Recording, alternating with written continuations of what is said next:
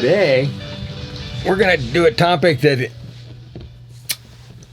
has woven through my life in several different ways, in several different concepts. And the concept that's in here, I would say to kind of ignore. The government's totally wacky right now anyway, so just presume that whatever they're doing is going to be wacky. Okay, so let's not even think of the government. But that's what this poem's next called. It's called Government Salt.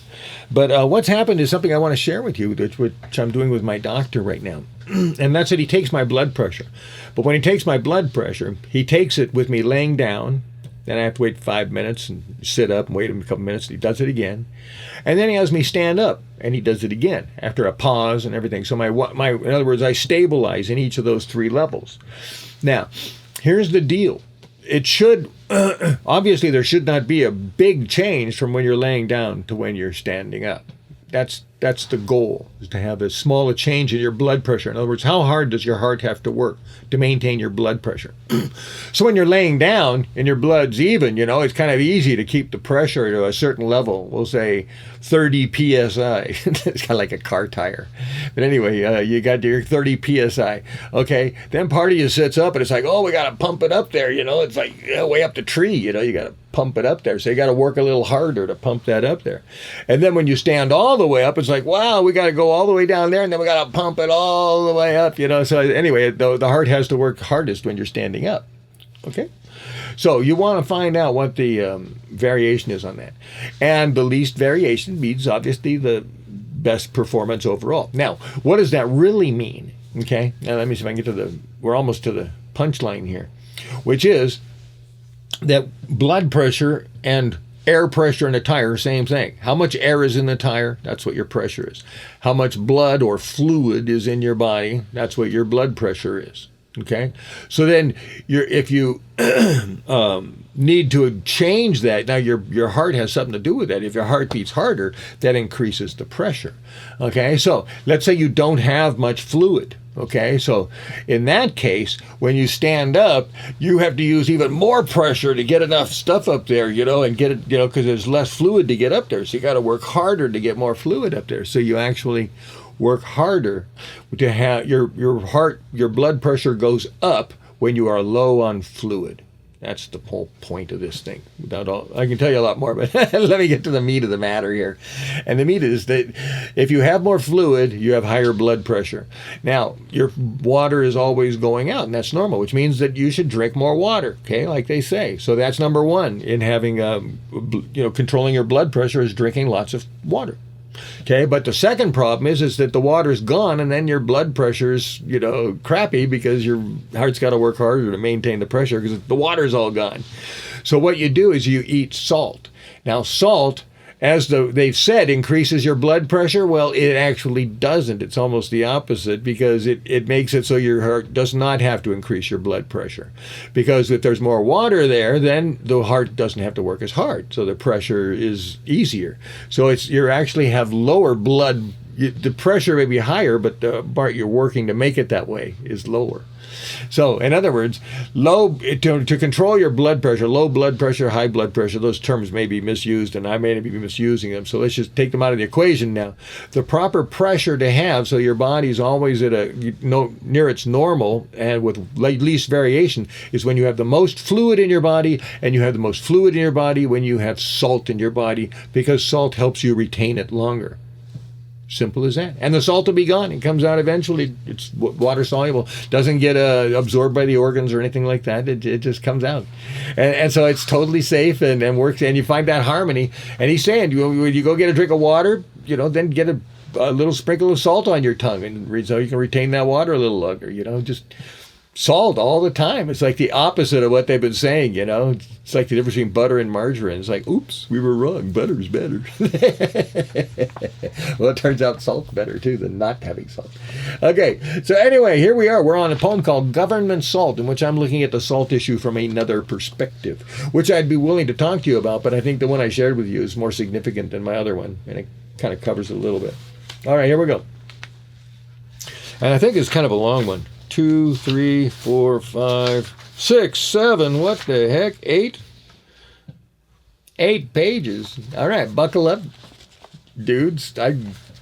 evidently felt compelled to explain this to you. You heard me just explain it in, 5 minutes now? Well, it's going to be a 4-minute poem, so it might take you... Okay, so it took me 4 minutes to explain it before my other way. Let's see how I do it with the poem now. I just killed a cold, shot it dead. It grew up and died inside my nostril head.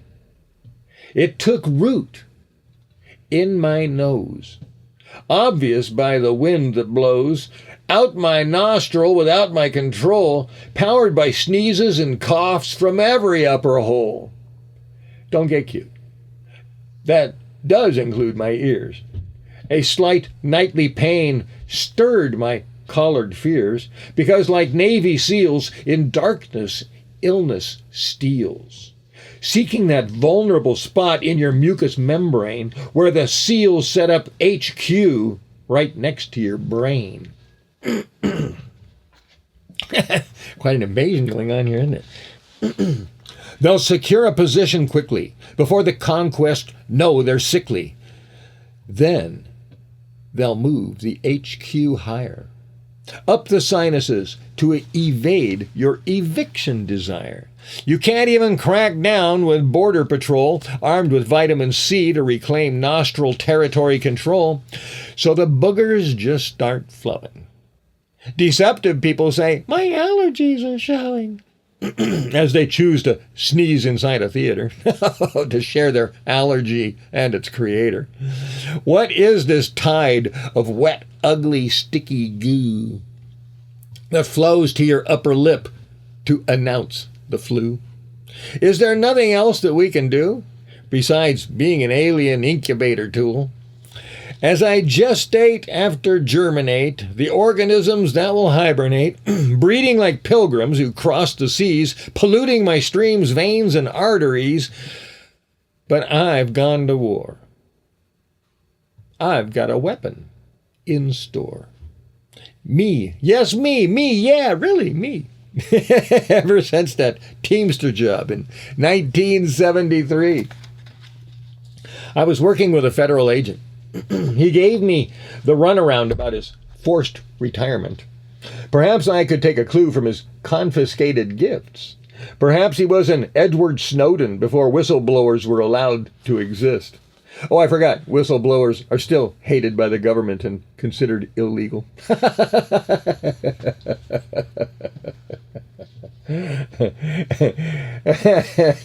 And people still can't see that we're in a dictatorship. All right, here we go. This rejected graduate of American espionage shared with me the secrets that government helps big business dodge. As it turns out, the flu is big business. To kill such an enterprise, you'd have to be a communist. The bald eagle leadership has a wing that is sensitive to what Vicks VapoRub is saying. If the government solves our sickly ills, jobs will die, as good health kills. They keep lots of people employed, pumping out those booger beater pills, which is why the FBI and CIA, perhaps Homeland Security too, want us to keep things as they are, even if it protects the flu. The Surgeon General knows eventually everyone's flu will go away. Or if the elderly die off, less Social Security to pay. But most people live, so that's how things will stay. Note, I will now provide a spoiler alert. Here's the end of the story. Normally, I win the germ battle quicker. But for 2 weeks, I didn't get sicker. I cornered the invasion in my upper nose and won the battle by controlling where it goes. The Navy SEALs, the germs, will land airborne, launched from faces fraught with lorn, loudly launching with coughs and gags. We underestimate the reach of those Germanic Navy flags. ramming those flagpoles into our moist skin. They hunker down. It's a viral invasion. They ram more flags into your oozing flesh, that soft, moist hair bristle mesh designed to filter out some dust, but incapable of thwarting the viral lust. I think I'm doing a really good job. Forget the government salt title. This is a fun story.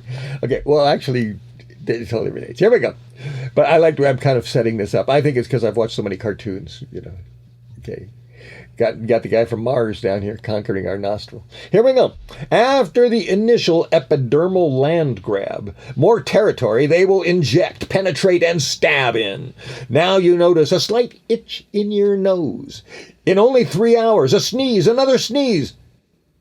How strange, you think? As suddenly your nostril overflows. Here's what I reveal. Here's what my 50 years ago mentor did steal. Salt. Sodium chloride. Salt is what our government will continue to hide to protect the billion-dollar industry of influenza misery. Because all that Cold War money made goes to the chemical manufacturers of those poisons you so gladly paid. Hold it. People prefer poison to prevention? Gargling with salt water, the government will no longer mention. Nope, they buried the salty truth under fear. Americans think salt will make a heart attack appear. Of course, neither I or any single person that I know have ever seen a dead man and said, "It was salt that made him go." Yeah, that would be it. No, we continue. Okay. I thought that right there kind of told the story, but we are continuing. I must have been in a dramatic mood, sitting in the cab of my Tacoma car, and and my cat next to me. Sometimes it was raining and, rain on the roof. Here we go. No healthy persons ever got ill from salt. Among the thousands of humans that I've known, how salt terminates, prevents, or cures a cold, many, many times I've proven and shown. In freedom's pride, we live within a land where people are daily paid to stand and live out their entire life, standing all day for their children, standing all day for their complaining wife. I think that I'm thinking about when I was a carpenter. You're never allowed to sit down. You, as a carpenter, once you start your job, if you're sitting down, you'll be fired. You're not allowed to sit down. So I think that was a personal thing. But here we go. For somewhere around 40 hours a week, we allow someone to determine when we are allowed to speak. People are trained to be comfortably detained. Satisfaction is someone heard you when you complained. But if you'd like to live a little longer, if you'd like to be a little stronger, I recommend more salt. This advice you won't hear from your friends. Dosage is important, so success depends on living a healthy life. You can survive as a fool. I also recommend you choose your daily strife to be more than a gagged, standing security tool. Oh, there's another job you're not allowed to sit down on. For now, understand your disease contraction. Increase your salt intake. Verify your disease counter-reaction. At least every hour, fight with salted steak. That virus doesn't sleep. Your enemy is in constant action. So give that slimy viral snail a dose for bubbly mucus saline reaction. Oh, that's ugly. I actually have seen that as a kid. Yeah, I wouldn't have generated that memory if I hadn't been inspired. Like I said, that's a nice thing about poems. They inspire memories, but that's a memory I didn't need. Okay, here we go. I think it's our last paragraph. No! And then another page. Here we go. Let's run down that salty trail. Oh, okay. So in terms of using salt, let me just continue here. Actually, just some salty chips could sanitize your throat and lips, reducing their oral infiltration by air of those Navy SEALs in your sinus, flying painful red flags stuck in your tongue, converting your breath into spores. This is gross. I'm sorry. I'm thinking of that Alien movie. All right, let me just read it without my mental images. Were just like, I was falling down a hole reading that. Okay. Actually, just some salty chips could sanitize your throat and lips, reducing their oral infiltration by air of those Navy SEALs in your sinus, flying painful red flags stuck in your tongue, converting your breath into spores exhaled to share. Oh, I rang with air in there. Once again, like I said, when I was performing my poetry, I'd kind of memorize, and I would even underline and circle words I want to emphasize, and I could create the flow and the hooks, and it was fun. It's nice to do things too. Anyway, I could go on. Let's cut to the chase. I snort extra salt until the invaders are gone. Someday I will decide and declare that salty dose. I add a quarter teaspoon to my nasal spray, then reclose. My friend had the same cold. He took days off work with a sore throat. With his heart condition, his doctor cautioned, with salt, beware of the government beware as the government foretold. I got over it quicker. He got much sicker. So once again, I've proven that with additional salt, I'm healthier. And without buying cough medicine like he did, I'm a little wealthier. I just got an update again of who's winning and losing. Sheesh, my sickly friend just canceled. He says he got better but stopped snorting salt too soon. The viral retreat's been reversed and rechanneled back to a painful sore throat and becoming an American booger balloon. Too bad my friend's doctor and heart called a halt to my friend being cured by government salt. So anyway, point is, I actually had a friend the one friend I did have who had a heart condition and was always told that he shouldn't have salt. And I had a lot of trouble with him, though, because he had so many complications and side effects. I helped him for a while, but then once it got worse, I couldn't really help him much. But I did actually reverse his condition quite a bit. We can talk about that another time. Almost sounds magical what I did do to help him. I probably elongated his life to some extent, but then he got COVID. So I don't know how long he would have still lived without COVID. He was actually improving, and his heart was getting stronger. He was rebuilding his heart with Tai Chi. So, but anyway. All right. Buddha Z saying, oh yeah, what did I do? Oh, I taught you about salt. I taught you that you should reconsider salt and look at it from different perspectives. I think it's good for fighting illness, increase the content that's in your mouth area when you're starting to get a cold, and snort some to kill the viruses and your germs. And I talked about salt in terms of controlling your weight. All right, so if you can master, you want to master life, you want to master your body, you want to master being alive, well, salt is an important part of that. So good luck, establish that healthy harmony. All right, Buddha Z saying, I definitely explained something today.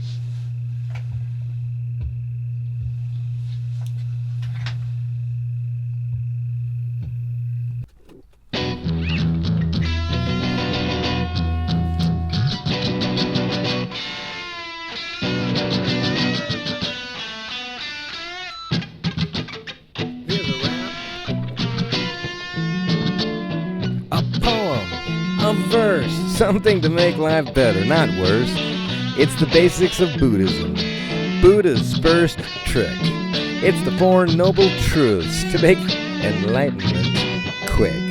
He figured out, sitting under a tree, that life will never be perfect. It includes some pain and misery. But that's alright, he said. Most of this pain is in your head. Don't give up if you're not dead. What you gotta do is understand that things don't always go as you plan. Toss them out.